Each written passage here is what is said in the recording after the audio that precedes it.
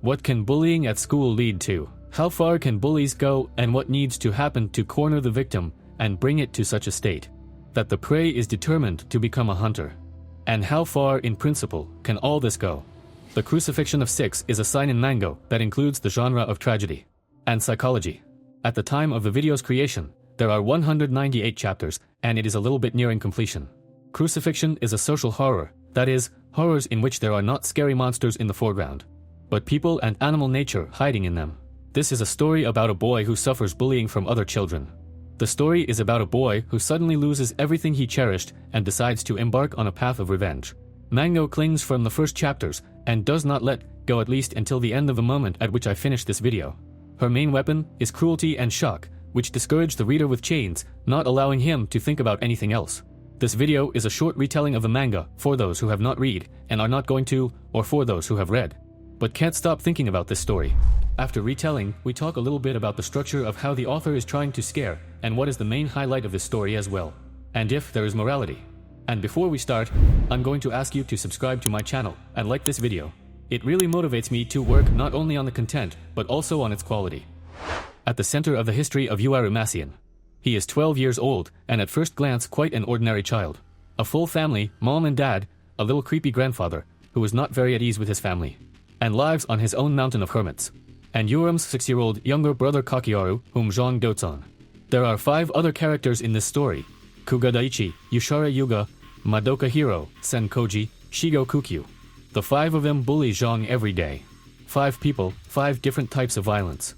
They run the whole Shigoku story. He also gave their victim the name of a special experiment. Q is the most beaten among the Zeta, who came from a good family. Surrounded by friends, wants to become the first killer who has no reason for this. At the same time, experimenta, that is, the form of Zhang, his experiment, during which Q wants to find out whether it is possible to kill a person indirectly. In other words, he is trying to bring it to Roscom Nadzor. Zhang tolerates bullying, and as often happens, does not say anything to his parents. The younger brother, and even more so, because he does not want to bother him once again. He hides the beatings, and pretends with all his might that everything is fine. However, one day the family finds out the truth, and the parents can't think of anything better than to move and transfer their child to another school. Zhang did not betray the offenders. After a month at a new school, thoroughly knowing him and his parents' schedules, Shigo Kukyu decides to move the experiment into a more active phase. He throws his friend under the car of Zhang's parents, which causes them to get into an accident. The father and mother died immediately. Kakiru's younger brother, who was also in the car, had only time to unfasten his seatbelt when he saw Q with a stone in his hand in the open door. Having received several blows to the head, he remained lying in this car. When the bullies decided to literally add fuel to the fire, that is, set it on fire, Kakeru survived, but remained disfigured and in a coma. The only surviving Zhang, who knows who is behind all this, goes to live with his grandfather. There was an alternative to him, but only Grandpa had a gun. Catching his grandson with a gun in his hands, the grandfather learns that the accident was not an accident, and, seeing Zhang's desire for revenge, offers him his help. And he had something to offer, because during the war, the old man served in a special unit of the Kiriyama Corps. And now 4 years have passed. The next chapter introduces us to Azuma Chizuru. The Chizer is needed in the general story, only in order to make a strained and little-spirited hard line. But the whole point of the second chapter is actually to show that Romasian is ready to get his hands dirty with blood, throwing away everything superfluous, up to communication with the main character, during which his kind is shown. Being a weak and borderline nature, we are transported to the last pages and see that the unknown is attacking Chizuru with a knife, in order to forcibly satisfy his lust. He doesn't have time to do anything, because suddenly, out of nowhere, Zhang appears and knocks out the bandit with a strong leg hook. After sending the victim home, he remains alone with the would-be rapist and calmly sends him to the next world. Now Zhang knows that as soon as he presses, he will not give the back one. And this means that you can start pretending your revenge. The next chapter tells us that the grandfather taught his grandson, but set conditions. Terms we can say far-fetched, because in the future the pseudocide will not even be mentioned. It is only necessary to slow down the main character on his first victim. It sounds like this: you have to let go of those who have changed. That is, do not kill the one, because of those who killed our family, who repented, and decided to take a different path. I'm again skipping a bunch of communications with Chizer and the others for you, but we take note that the author is trying to tie the character to a mundane school life, where there is a place for friends, love, and so on. And we go directly to the first bully responsible for the death of the family of Shun Shinkoji Katsumi. In the backstory, we learn that Shun and Katsumi were friends earlier, but even then, the future bully had a bad side. In general, before killing, Zhang wants to check on the credo voiced above whether the little shit has changed or not. He's lucky, because the guy himself goes to contact him. Shinkoji behaves friendly, smiles, and invites Shun to go for a walk on the weekend. He agrees. On a walk, the young man behaves as usual. Walk like two lovebirds on a date. And then Shinkoji in the cafe starts crying. During the last meeting, Shinkoji risks himself to rescue a kitten from under a car. Then Zhang realizes that the guy has changed. But it was only necessary to build such a conclusion in his head, as the guy got stones on the head. Uruma Zhang was captured. Chisora is with him. Shinkoji confesses to him that he regretted not that he mocked him all this time and was involved in the loss of Shun, but that he did not personally kill him, and it is the feeling of affection and potential loss that amuses him. For this reason, Shinkoji saved the kitten, risking himself. The stronger the attachment, the better. He starts beating Shun in front of Chizuru and shooting him with a nail gun. However, he does not see the desired agony on the victim's face and in a rage rushes at Zhang to strangle him, which, in fact, he was waiting for. Grandfather taught Shun to get out of such knots, so freeing his hands, he passed out on Koji. Then we are shown Zhang's first revenge. For obvious reasons, I will not show this in the video. A whole chapter to show the blurred boundaries, and that revenge in the concept of Zhang is to make you experience pain. That will at least roughly resemble what he experienced himself. Then we see how Zhang, exhausted, comes home and passes out, and the grandfather decides to help his grandson with cleaning. Now Shinkoji is considered missing, and we have new characters, the eccentric detective Anzai Zaiki and patrol Wada Asaka.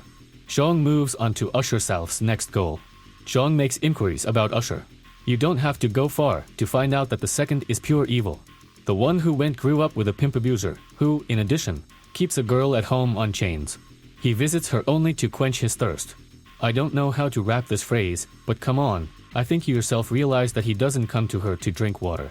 At the same time, the first victim of Zhang is considered missing official and takes over the police.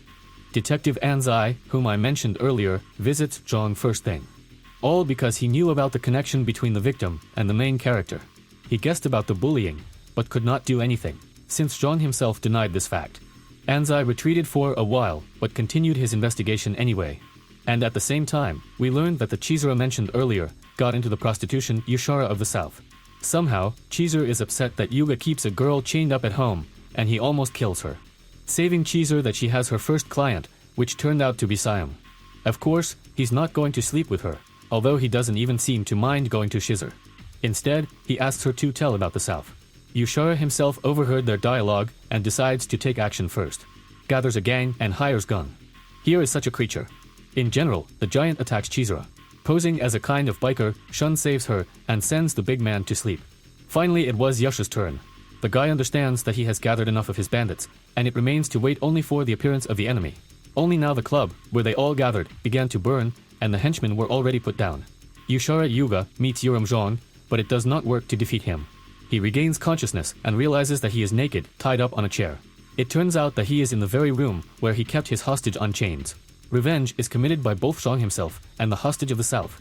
Vendetta is one of the most cruel, in my opinion, does not even want to go into details. After taking revenge, the girl also committed suicide.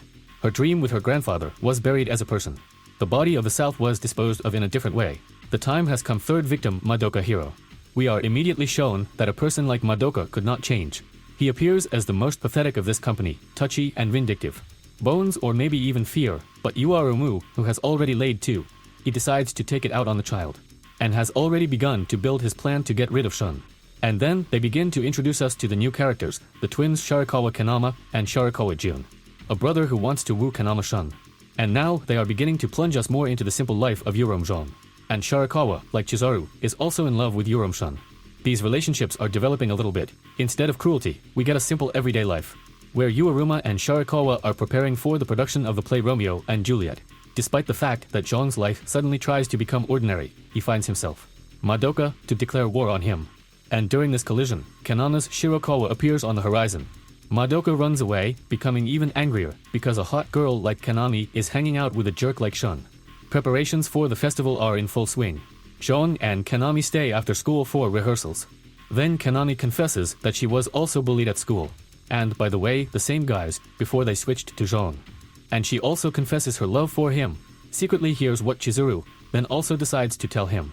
And that brings us to Madoka, who gave a cunning plan Q's revenge. He approved it, and Madoka began cooking. So, the festival begins. Madoka comes to the festival. His plan is as follows. He mixed all the coffee with something that will cause vomiting and diarrhea for all visitors. So he will weaken Zhang, after which he will attack him with a knife. But walking through the fest, the one who went meets Kanami. The performance is about to begin.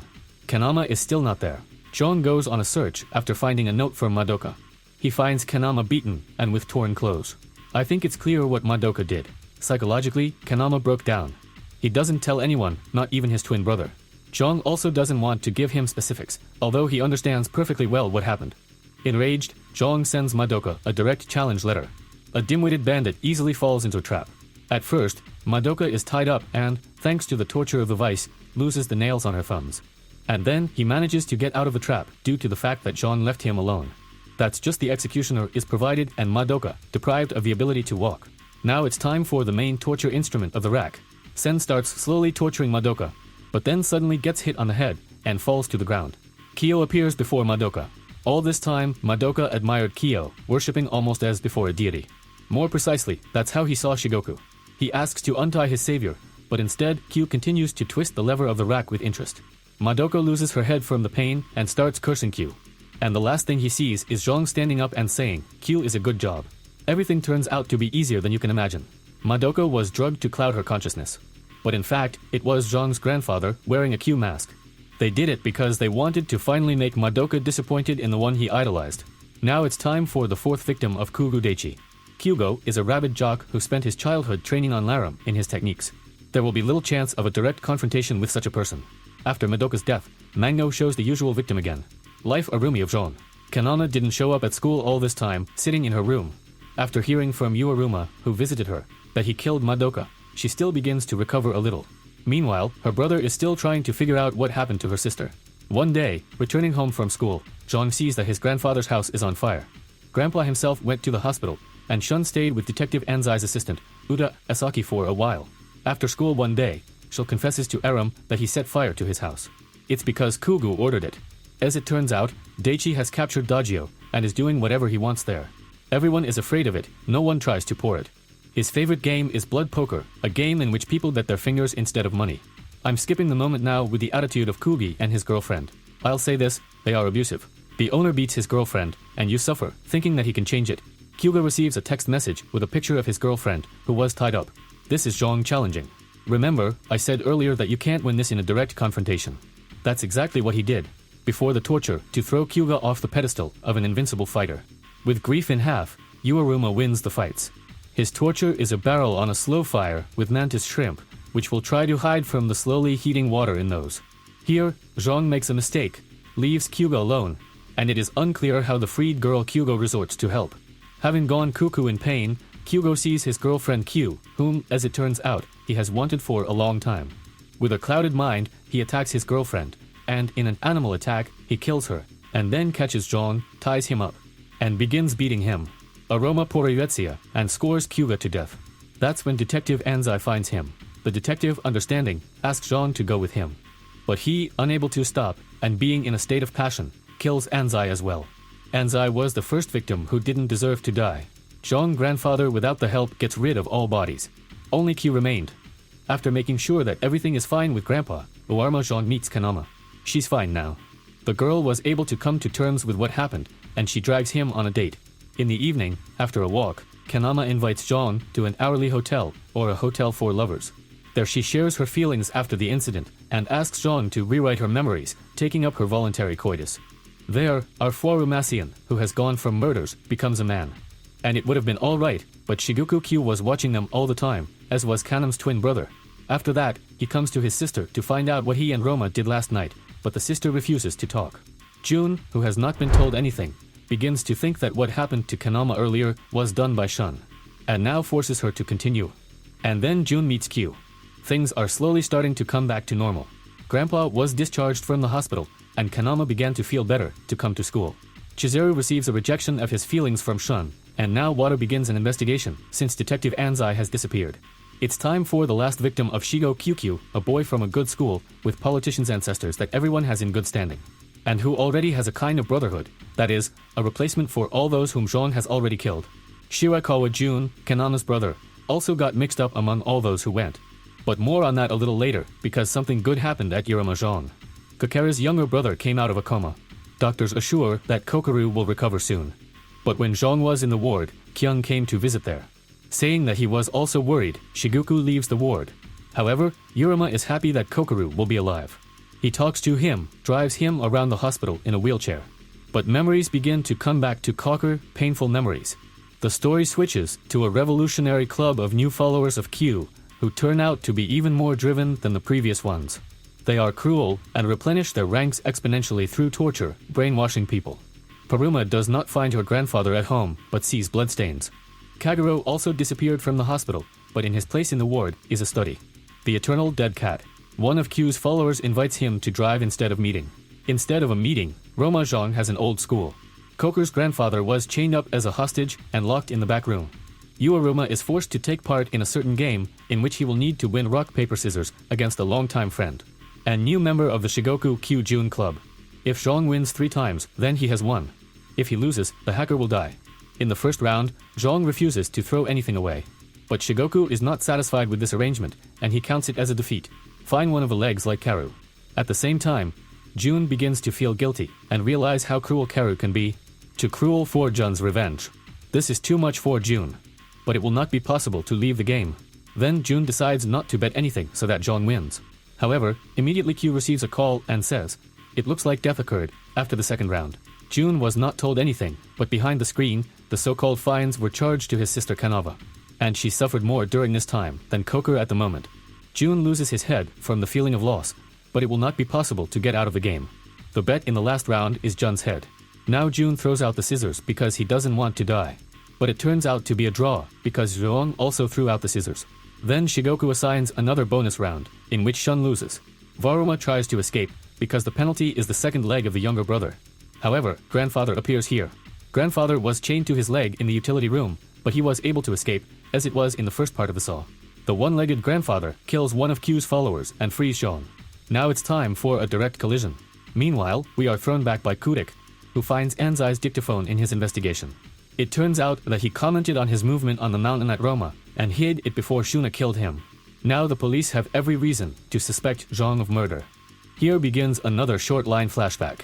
On behalf of the grandfather, we learn how he returned from the war to those who looked creepy in the eyes of the public. His children did not have warm feelings for him, trying to avoid the lonely old man. But the naive and pure-hearted grandchildren gave him the coveted feeling of warmth. And this chapter shows us that grandfather really loved his grandchildren, and that he was happy to teach Zhang. Because it was his way of expressing love, the grandfather writes out a sufficient number of checks with Pizduliami for the Revolutionary Club, but falls for a trick, and closes himself with a Koker who was marked with a chainsaw turned on. The sacrifice turns out to be in vain, because Q immediately killed his younger brother. Zhang, who has nothing to lose, literally tear the face with one of his followers, and is ready to begin to rant and rave. He even manages to slash Q's face. But then the police intervenes. Q and his followers escape, and the police find Uruma, along with the 2 lifeless bodies of Grandpa and Kokeru. Zhang refuses to speak, and, accusing him of all crimes, and in particular of the murder of Detective Anzai. He is sent to prison. This, we can say, ends the first failed revenge of Roma Zhang. The sequel will come in 5 years, but I will return to it when the manga reaches the end. In fact, the story is presented in such a way that it seems as if there is some depth in it, and it really is. But, unfortunately, it is small. If we talk about the analysis of this work, then there will not be much meaningful. It was on the shock of the viewer that the author made a bet. All the time, and even in further chapters, which we will talk about later, he arranged the circumstances. So that Urumi Shun always had something to lose. It would be a mistake to conclude that the author is trying to convey the following moral. Revenge doesn't lead to anything good. But it's not. This thesis would have worked if the manga had ended with Zhang going to jail. However, in the following chapters, of which we shall speak in the next part, the author begins to create new goals, and try to play the same scenarios. Against the background of all the madness that is happening, this morality is simply lost.